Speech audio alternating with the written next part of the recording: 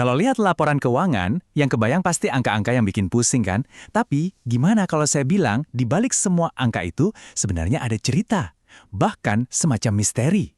Nah, hari ini kita bakal belajar cara jadi detektif dan membongkar cerita itu.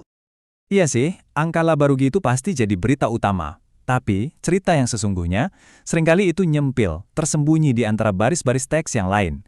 Jadi, anggap aja pembahasan kita kali ini adalah panduan buat Anda untuk jadi seorang detektif keuangan. Oke, kita mulai dari sini. Setiap laporan keuangan itu, ya, kayak teka-teki. Ada bagian yang sengaja ditunjukin, tapi petunjuk terbaiknya justru yang tersembunyi. Tugas kita, menemukan dan memecahkannya. Jadi begini, dalam setiap laporan itu sebenarnya ada dua cerita. Pertama, cerita yang ada di angka-angkanya, yang kita lihat langsung di neraca atau laporan laba rugi. Tapi ada cerita kedua, dan ini yang seringkali lebih dagingnya, yang tersembunyi di catatan-catatan kecil. Nah, kalau mau dapat gambaran yang utuh, kita harus baca dua-duanya. Oke, untuk bisa memecahkan misteri ini, kita tentu harus tahu dulu aturan mainnya kan? Nah, dalam dunia akuntansi, aturan itu namanya pengungkapan keuangan, atau yang biasa disebut financial disclosure. Dan jangan salah, ini bukan cuma sekedar formalitas di akhir proses akuntansi loh. Ini tuh momen yang super krusial, di mana perusahaan wajib membuka informasi penting ke publik. Informasi yang, ya itu tadi, nggak akan Anda temukan kalau cuma lihat laporan utamanya doang.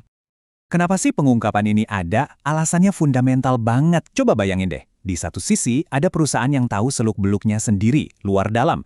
Di sisi lain, ada kita, publik, yang butuh informasi buat ambil keputusan, mau investasi misalnya.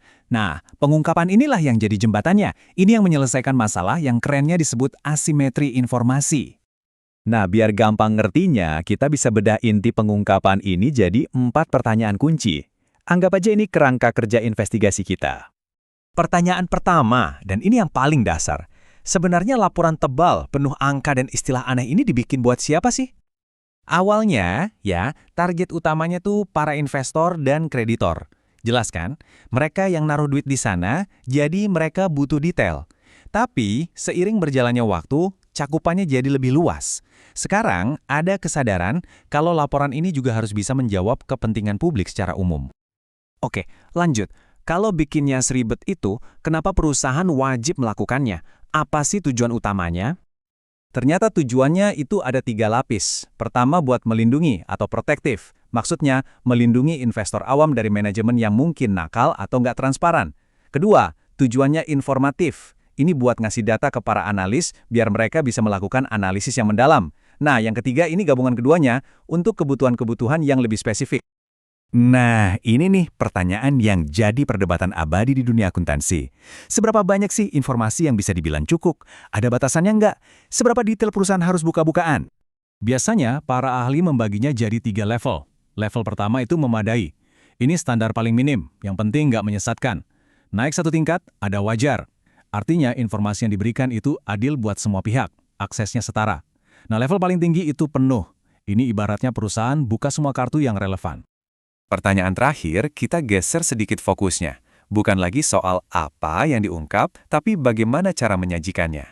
Nah, disinilah letak seninya. Dan ini dia kuncinya. Kalau Anda cuma fokus ke angka laba rugi, wah, Anda bakal kelewatan bagian yang paling seru. Ingat, sebagai detektif keuangan, Anda harus tahu kalau petunjuk terbaik itu seringkali justru disebar di tempat-tempat lain. Perusahaan itu punya banyak cara buat nyajiin informasi tambahan ini. Ada yang namanya catatan kaki, ada juga diskusi dan analisis dari manajemen, kadang ada penjelasan singkat di dalam kurung, sampai komunikasi dari auditornya. Masing-masing ini tuh kayak alat yang beda-beda buat ngungkap cerita yang lebih dalam. Tapi dari semua itu, ada satu yang paling legendaris, catatan kaki atau footnotes. Kenapa?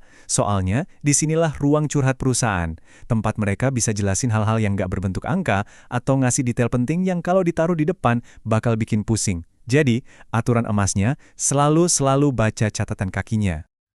Oke, sekarang kita masuk ke salah satu perdebatan paling inti, paling fundamental dalam pelaporan keuangan. Ini udah kayak pertarungan ideologi soal gimana sih cara terbaik buat nunjukin realitas ekonomi sebuah perusahaan. Di sudut pertama, kita punya biaya historis. Ini pendekatan tradisionalis, aset dicatat berdasarkan harga belinya dulu. Di sudut lain, penantangnya adalah nilai kini, yang bilang, hey, yang penting itu nilai aset di pasar sekarang dong. Jadi, kubu biaya historis ini ngejar data yang andal, pasti, dan objektif. Sementara kubu nilai kini lebih mentingin relevansi, seberapa nyambung informasinya dengan kondisi pasar sekarang. Intinya, ini pertarungan antara apa yang pasti melawan apa yang relevan saat ini. Oke, setelah kita bedah semua aturan main dan perdebatannya, terus apa artinya buat kita? Gimana caranya kita bisa pakai semua pengetahuan ini? Nah, ini dia poin utamanya. Tujuan kita baca laporan keuangan itu bukan buat nyari satu angka, jawaban yang benar, bukan. Tujuannya adalah jadi pembaca yang lebih cerdas, lebih kritis, yang sadar kalau setiap laporan itu adalah hasil dari sistem aturan, pilihan-pilihan akuntansi, dan ya strategi komunikasi dari manajemen. Jadi, nanti kalau Anda buka laporan tahunan lagi, Anda nggak akan cuma lihat deretan rangka kan? Anda sekarang tahu ada cerita di baliknya. Pertanyaannya, dengan semua bekal ini, bagian mana yang bakal Anda selidiki duluan?